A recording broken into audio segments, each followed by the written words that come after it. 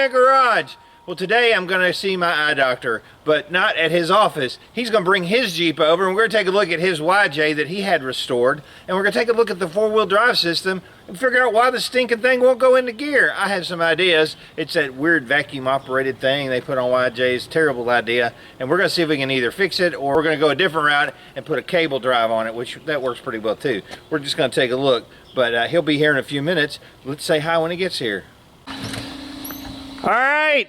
Dr. Bill's here! How's it going, David? What's up, Big Daddy? This is his YJ. How you doing? YJ, just because J. Wow. So, guys, this is a really nice YJ. He had it restored. Didn't you have it restored? Pretty much had it painted and everything? 90%, yeah. Yeah. It's a Sahara edition. It's got the running boards on it. Interior's sweet! And we're going to be looking at the four-wheel drive action on it. I love it. Yep. So they did every liner on the inside. Yeah, he did the liner, and I think it's a new top. Looks like. Top. Yeah. Yep. Looks great. What year is it? 89. So it's an 89. Okay, cool. Wow, look how clean this thing is. We can look at Devin's Jeep to see the opposite. Huh? What? Maybe. Yeah. Same engine. Wow, that is super clean. New radiator. Well, it's a full rebuild on the engine. Yeah. Holy crap.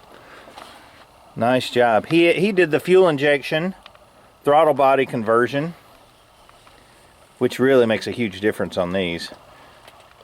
Yeah, drivability is a lot better. Yeah, we did a carb swap on his and took all the electronics and stuff off of it. Cool. All right, well, we're going to figure out what's wrong with this four-wheel drive action. This is the vacuum servo unit right here that engages the four-wheel drive.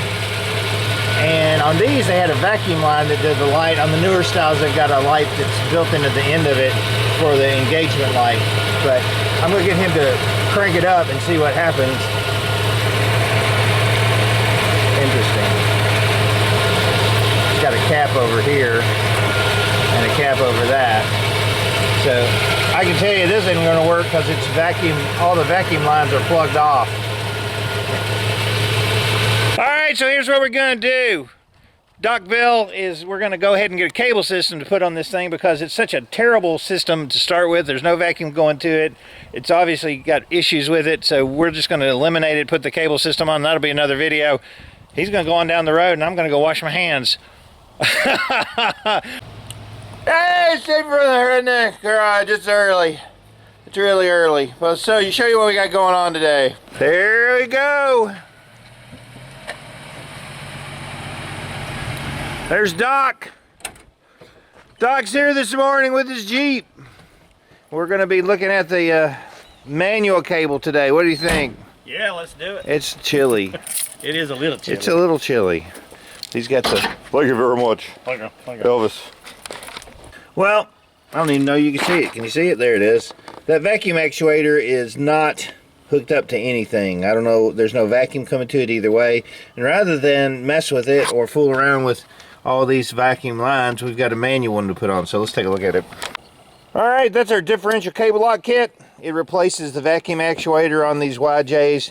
So I'm going to open it and see what we got here, but it's supposed to work very well. And it's got the...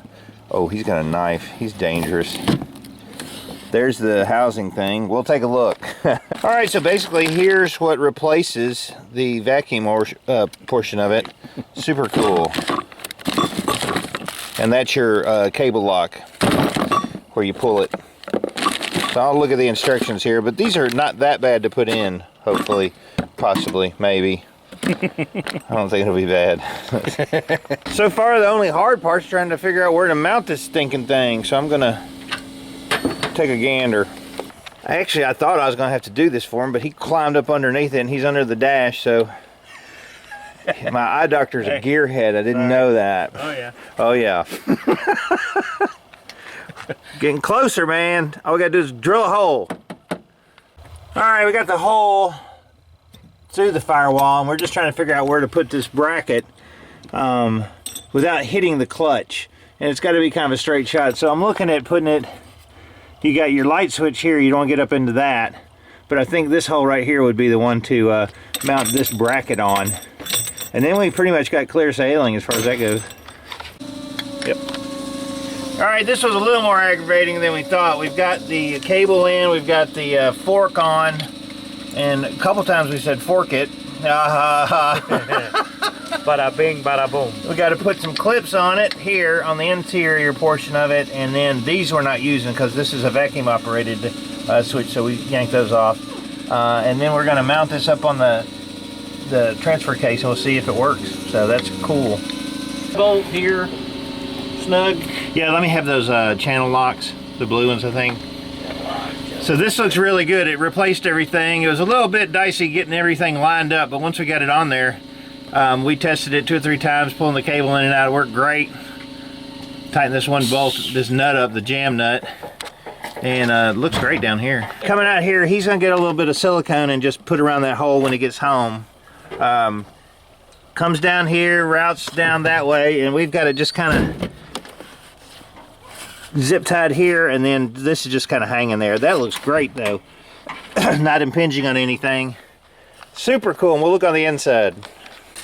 Today my neighbor AJ is going to give me a little advice. I've been watching, you know, from here, and yeah, I'm trying to tell you guys what to helping do. me. Make sure you don't overlook the C29700. Yeah, okay, man, I appreciate that. No problem. You're the man.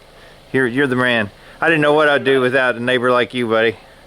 Check out my YouTube page. It's what is it? I don't have one. He didn't have one. Here's the knob on the inside. Man, that looks actually really, really good. Looks like it was a very heavy-duty 4-wheel drive action. Like it was supposed to be. I like it. What do you think, Doc? Good deal. You like it? Looks nice. Yeah, I think. Hey, and if he never needs to use his 4-wheel drive, now it'll work. Yeah. He can keep these other parts. We'll put them in a bag or something because they're nasty gross, just in case somebody wanted them. But I tell you, this is probably one of the cleanest YJs that I've ever seen. It's in great shapes. That's going to be it for the Jeep today. Now we're working on another Jeep with Devin. It ain't pretty. It's not pretty, but I'm David from the Redneck Garage. Gotta go wash my hands. Keep turning wrenches.